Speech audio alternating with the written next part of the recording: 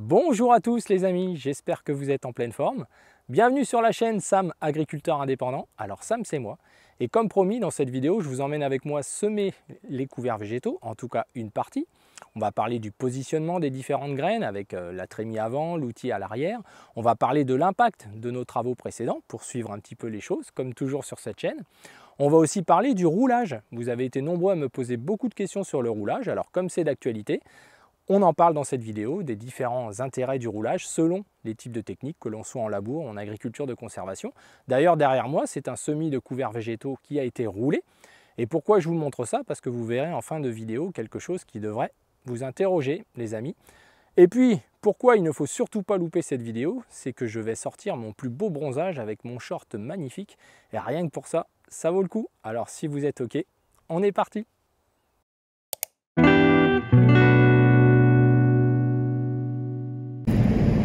Alors c'est parti pour les semis de couverts au lever du jour jusqu'à midi, peut-être 14 h, pour éviter la canicule, à la fois faire souffrir le matériel mais aussi faire souffrir le sol finalement. C'est déjà pas simple.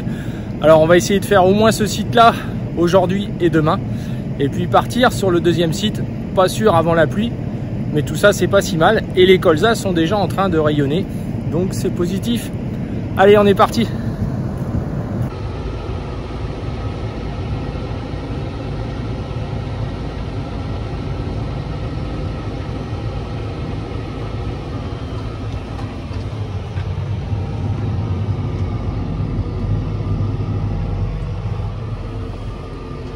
Allez, c'est parti.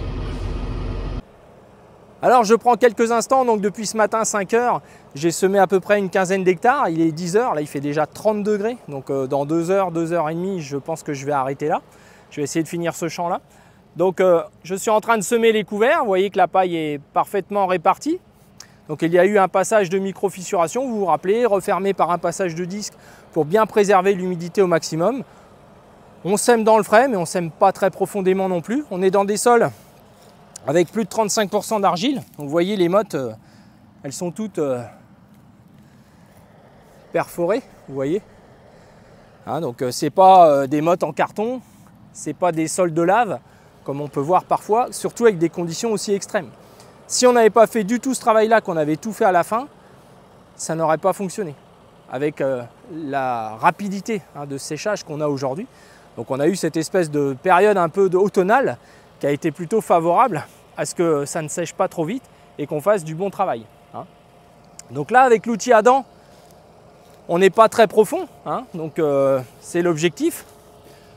Pour semer les graines à une profondeur correcte, de 3-4 cm sous le mulch. L'inconvénient qu'on a, c'est que le rouleau bille ne se remplit pas toujours à 100%. Surtout tout à l'heure où j'étais dans 8 hectares de cailloux. Donc je prévois de rouler ces parcelles, la paille étant parfaitement répartie et en protection sur ce sol. Je vais en fait consolider les zones où il y a de la terre fine. J'observais un petit peu de bave, non, c'est pas le cas. Donc c'est ça que je peux faire dans ce type de sol, un petit peu argileux, où justement il y a un petit peu plus de motte forcément. Donc vous voyez, malgré les passages d'outils, on ne fait pas la terre fine qu'on pourrait faire avec certains outils qui ne sont pas naturels, comme les herses rotatives, les fameuses tourniquettes que vous connaissez bien maintenant, où justement ça crée un sol plutôt artificiel. Donc là, on a la préparation comment elle était avant. Donc on avait déjà la paille sur le dessus, bien reconsolidée par les billes, mais dans des sols assez argileux. C'était juste pour montrer dans les sols argileux ce que ça peut faire. On aura l'occasion ultérieurement dans des Smith colza ou autres d'être dans des sols moins argileux. Mais c'est tout l'enjeu, il est là en fait, de conserver la fraîcheur et de ne pas être dans l'excédent de terre fine. Donc c'est ce compromis-là qu'on peut arriver à faire par des travaux toujours verticaux. Vous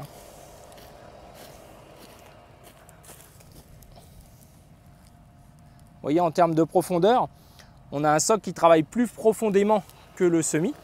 Donc ce qui permet aussi de pouvoir l'utiliser un petit peu en désherbant, quelque part, en stimulant aussi et en recherche un petit peu de terre fraîche. Alors là, je mets moitié-moitié, c'est-à-dire que j'ai la possibilité, avec la trémie avant, de mettre les produits où je veux. Soit dans la tête ici, pour une des trémies, soit les deux trémies dans la tête ici, c'est-à-dire dans les dents, soit moitié-moitié, une trémie dans les dents, une trémie à l'arrière ici, à la volée. Hein, donc ça, on en a déjà parlé. Mais là, j'ai utilisé, en tout cas ce matin, sur une partie des terres, j'ai mis les volets moitié-moitié. C'est-à-dire que chaque trémie envoie en gros la moitié dans cette tête-là, dans les dents, et l'autre moitié à l'arrière. Ce qui fait un compromis, selon s'il pleut, s'il ne pleut pas. Ils annoncent de l'eau dans 2 jours. Est-ce qu'il y aura de la pluie, est-ce qu'il n'y en aura pas? On ne peut pas le savoir. Hein, je pense que vous êtes d'accord avec moi. Donc l'idée, c'est de s'adapter par rapport à ça. Et on a la possibilité technique de le faire. Donc là, je l'ai enlevé à nouveau. Mais le volet ici, là, je mets à l'arrière. Les petites graines, là, c'est le lin et l'avoine. C'est mis à la volée à l'arrière. Et si je bascule le volet vers le milieu, je peux mettre moitié-moitié dans les deux. Voilà. Donc c'est intéressant puisqu'on peut faire tout ce qu'on veut. Voilà. Et répartir le risque, vous savez, pour les différentes tailles de graines, on peut avoir quelque chose de cohérent où finalement on répartit le risque de profondeur. Il pleut pas, on ne peut pas le savoir. Mais pour sécuriser un petit peu plus tout ça, et je vous en parlerai tout à l'heure, je vais rouler ces parcelles-là. Voilà les amis, donc on va continuer. C'est toujours un peu une course contre la montre. On y croit. À bientôt. Alors de retour dans la parcelle de ce matin où il y a beaucoup de vent, il fait très chaud, on est dans l'après-midi, et où je reviens pour faire le roulage. Alors en fait, le roulage, ça consiste en 2 choses bien distinctes qui ne sont pas les mêmes selon que l'on est en agriculture de conservation ou selon que l'on est en méthode classique avec labour, etc. Globalement, en méthode avec labour, eh bien, tout simplement, on fait un excès de porosité par le labour qui n'est pas naturel. On fait en gros 60-70% d'air alors qu'on devrait en avoir que 25 à 30% dans un sol naturel. Et évidemment, on revient par différents artifices pour retasser. Il y a aussi parfois le fait qu'il y ait des mottes. Les agriculteurs en labour aiment bien rouler et puis repassent à nouveau la tourniquette, reroule encore un coup, repasse la tourniquette, bref, jusqu'à ce que mort s'en suive, j'allais dire, ça m'a échappé, excusez-moi, mais jusqu'à ce qu'ils obtiennent ce qu'ils souhaitent, c'est-à-dire de la terre fine et un côté un petit peu BTP. Alors c'est vrai, pourquoi je dis ça? Parce que comme on perd la portance dans ces sols-là, le rouleau ressemble un peu plus à un cylindre en fait, un petit peu comme on le fait dans les travaux publics. Et notamment, l'excès à un moment de terre fine ressemble un petit peu à un cylindre qui passe sur une couche de forme qui est faite avec de la chaux où on a la poussière devant le rouleau qui foisonne tellement c'est fin. Et là, vous pouvez être sûr que vous allez au-devant des problèmes. Vous verrez, je vous ferai une toute petite séquence où vous verrez le rouleau travailler. Ce qui arrive, je pense, à tous ceux qui sont en agriculture de conservation. Quand on roule, on n'a pas cette espèce de poudre devant le rouleau qui conditionne que s'il pleut derrière ce travail-là, c'est la catastrophe. Donc en réalité, il y a 2 types de roulage. Le deuxième type de roulage, c'est le roulage type agriculture de conservation où l'objectif, il est souvent après le semis ou juste avant le semis quand on est en semis direct ou avec un semoir monograine qu'on veut une précision de travail et on ne reroulera pas. C'est-à-dire qu'on ne va pas faire que ça de rouler. Il y a des gens qui ont un peu la tendance, pour des raisons un petit peu aussi d'impression visuelle, d'impression esthétique, honnêtement. Il suffit de laisser une bande non roulée, vous verrez qu'au niveau de la levée, etc., ça va être la même chose. Parfois, c'est juste visuel. Le verre ressort un peu plus quand on a plaqué la paille comme ça, comme à gauche, là, ici, que quand on est comme à droite, hein, d'accord? Donc ça, je pense que vous en êtes conscient. Donc indirectement, là, l'objectif ici, c'est de replaquer la paille au sol, d'avoir un effet vraiment de permettre la protection, mais aussi une meilleure décomposition de la paille à terme, de remettre un contact plus fort avec la graine. On a vu ce matin que le rouleau ne faisait pas exactement le même travail qu'il fera en conditions un peu plus fraîches. Il nous arrive rarement, par exemple, à l'automne, de rerouler les semis qui sont faits avec le même type d'outil que ce matin. Mais ça peut arriver, vous l'avez vu l'année dernière, derrière des maïs, parce qu'il y a beaucoup de végétation, parce qu'on a un automne un petit peu souple. Très rapidement, derrière le semis, quand le sol est vivant, le sol se ressouffle à nouveau. C'est pour ça que le rouleau est souvent le meilleur ami de l'agriculteur en TCS. Mais il n'est pas utilisé de la même façon. Vous voyez d'ailleurs que le bourrelet qui est fait, vous voyez que le bourrelet entre roulé et pas roulé, il est très faible en réalité. Pourquoi? Parce qu'on n'a pas perdu la portance. On n'a pas du tout un effet de réappui comme on le ferait derrière labour. On ne voit même pas les roues du tracteur. Pourquoi? Parce qu'en fait, on ne gagne rien en fait. En termes de portance, il n'y a pas de différence. C'est juste replaquer la paille et resserrer les graines, obtenir une levée plus homogène. Pour les colzas, ce sera systématique quand ils sont semés avec l'outil que vous avez vu ce matin. Il n'y a pas photo, certains d'entre vous me l'ont témoigné, nous on roule systématiquement, etc. Bien entendu, notamment parce qu'il y a beaucoup de matière organique et que finalement ça fait un petit peu, voilà, ça fait un peu éponge. Donc le rôle du rouleau, c'est de replaquer ça. Alors vous allez me dire, oui, mais s'il pleut derrière, en effet, dans 2 jours, il est annoncé de la pluie, des orages, etc.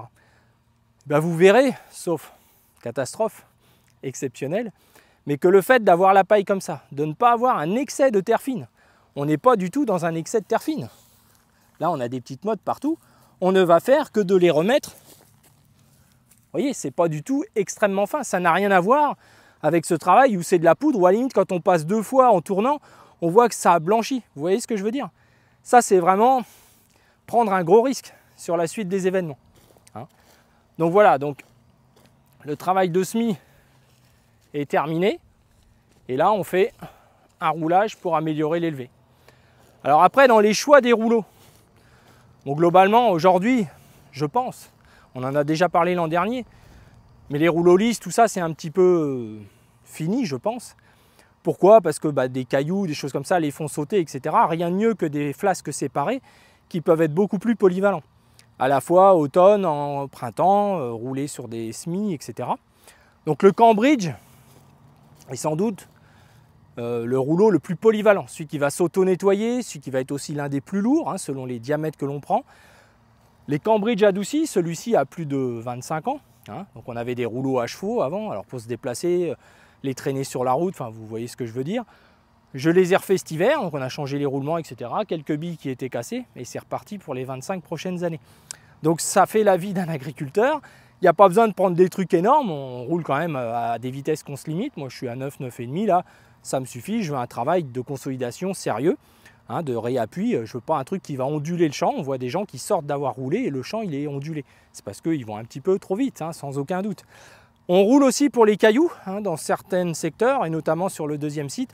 On essaye presque tous nos semis de les rouler pour, à la moisson, faciliter le travail. Alors ça peut être roulé au printemps, comme ça peut être roulé à l'automne, sous réserve d'avoir un gros volume de matière, car à l'automne, on prend le risque que tout l'hiver passe dessus, et on peut un petit peu fragiliser le sol dans certains cas. Voilà. Donc je pense que de manière simple, vous voyez, il y a 2 types de roulage. En conclusion, je vous dirais, le roulage type labour, etc., où on recherche à enlever l'excès de porosité qu'on a fait. Honnêtement, c'est illusoire, hein. C'est une partie superficielle, mais le rouleau, il n'a pas la puissance d'appuyer jusqu'en bas. Et puis souvent, il y a une répétition d'un autre outil. L'objectif, souvent, c'est d'affiner. Il faut être franc, voilà, et souvent un peu à l'excès. Et certains reroulent, comme c'est le cas en colza. Ils ont roulé sur le labour, ils ont passé la rotative 1 fois, 2 fois, ils sèment, et après, ils reroulent derrière. Et là on sait qu'il y a de la poussière qui se fait devant le rouleau, ça vole. Et là, on sait qu'on va au-devant d'une fragilisation trop extrême et pas naturelle du sol. Voilà. Donc vous allez voir qu'en roulant sur ce type de choses, c'est un repère pour vous, ça n'a rien à voir. On n'a que la poussière du déplacement. On n'a pas un nuage lent qui s'en va avec vraiment les particules de sol. Là, ce n'est pas du tout le cas. Voilà. Et on est pourtant en plein cagnard et je peux vous dire que ça cogne. Hein. Voilà. Donc, une petite séquence dans le tracteur et on en reste là. Je vous fais une petite conclusion à la fin. Alors, de retour au frais pour la dernière petite séquence pour la conclusion. Et juste vous illustrer le travail, hein, du roulage. Donc, où vous pouvez voir qu'il n'y a pas de poussière ou de poudre qui s'accumule devant la bille. Hein. On est bien sur quelque chose de naturel, on vient juste replaquer la paille. On a une faible reconsolidation quand on regarde bien. Hein. On améliore juste le contact sol-graine du fait que notre sol devienne un petit peu éponge, à la fois par la matière organique qui est présente en surface et dans l'horizon de surface. On ne l'a pas enfouie, hein. On n'aurait pas la même problématique avec une matière organique disparue. On aurait moins ce côté un petit peu gonflement. Donc là, on profite de conditions sèches pour rouler. Hein, ça fait un plaquage intéressant à ce moment-là. La paille se travaille mieux, hein, que le matin avec la rosée, par exemple. Hein, donc ça, c'est les petits détails à penser. Et donc, vous avez vu, il y a 2 types de roulage. Hein. Il y a le roulage vraiment pour remettre une porosité un peu plus naturelle. Alors, c'est un petit peu plus illusoire que réellement le cas, hein, parce que ça s'approche plus un petit peu, je le dis souvent pour provoquer, mais c'est volontaire, un petit peu du côté BTP, hein, où on passe un outil ensuite derrière, éventuellement on reroule. Donc souvent les gens arrivent à rouler 2 fois, hein, sur le labour et ensuite derrière le semis. Nous en général c'est à peu près 1 fois par an sur toute la surface au printemps pour les cailloux dans certains types de sols, qu'on puisse bien enfoncer les cailloux, que le sol soit un petit peu frais au mois de février. Ça permet aussi de relancer la céréale et souvent ça l'aide au niveau du talage puisqu'on a les sols qui se soufflent comme nos parents et grands-parents le connaissaient autrefois. Mais quand les sols se dégradent un petit peu, on finit par avoir moins cet effet de soufflage. C'est pour ça qu'on dit que le rouleau avec le temps devient le meilleur ami du TCiste en quelque sorte. Donc c'est important de l'avoir en tête parce que finalement dans beaucoup de régions, les rouleaux sont vus comme une prise de risque importante, mais c'est parce qu'il y a excessivement de terre fine qui a été faite. Et c'est pour ça que le rouleau refragilise encore plus, c'est pas normal de le faire ça. Depuis que je suis installé, donc un peu plus de 25 ans, je n'ai jamais connu de problématiques liées au roulage du fait de laisser toutes les matières organiques en surface. Le roulage n'a pas d'effet pervers quand on fait ça. On n'a pas de blanchiment, on n'a pas de poudre qui s'en va dans l'air de manière lente parce que lourde, parce que remplie de particules. Là, c'est pas le cas, c'est juste la poussière du déplacement, à la fois la poussière de paille et la poussière de terre. Donc c'est quand même deux choses bien distinctes qu'il faut, je pense, bien appréhender. Le roulage, c'est très important, ça a beaucoup de conséquences positives, mais bon, voilà, il faut être prudent avec cet outil. Et voilà, donc on y reviendra certainement à d'autres périodes de l'année. Il nous arrive souvent à l'automne de rouler derrière les semis, notamment de blé de maïs, puisque justement il y a beaucoup de matière organique et donc on sait que sur la qualité de levée, et c'est ce qu'on fait beaucoup en TCS, c'est améliorer l'homogénéité de levée, finalement éviter les petites poches d'air qu'il peut y avoir entre la paille et le sol, et nos graines sont tout de suite mieux reconsolidées, surtout en conditions notamment d'été où les billes de nos outils qu'on a un petit peu créés, là, nos outils de travail du sol qui deviennent des semoirs, les billes ne se remplissent pas toujours de manière égale pour avoir un bon appui et une bonne consolidation. Voilà, j'en resterai là. On va essayer de finir ça là, donc en fin d'après-midi. Et puis demain matin, on va recommencer pour terminer les couverts ici et basculer sur l'autre site, peut-être avant la pluie, peut-être en même temps. C'est tant mieux, puisque la pluie annoncée commence à se réduire petit à petit. Ça permettra sans doute de faire un tout petit peu moins de poussière et puis de semer les colzas là-bas fin août dans des conditions intéressantes, puisque les repousses sont en train de mourir gentiment. Alors je vous dis à bientôt les amis, pensez à vous abonner, et puis bon courage à tous. Pour terminer sur cette vidéo et illustrer les propos, il vient d'y avoir un orage de 5 mm sur une parcelle labourée, roulée, avec un excès de terre fine. Voilà l'impact sur le sol qui s'est très fortement refermé, qui lorsque l'on parlera d'acidité de surface va forcément basculer de ce côté obscur. Donc c'est un exemple malheureusement assez commun de ce qui peut se passer par des erreurs techniques, de l'excès de terre fine, une notion déconnectée des réalités du sol, plus proche des travaux publics, malheureusement, et qui avec 5 mm les amis, après une longue période sans pluie, sans eau, voilà les conséquences. C'est triste, donc on peut facilement éviter ce genre de choses. À bientôt les amis.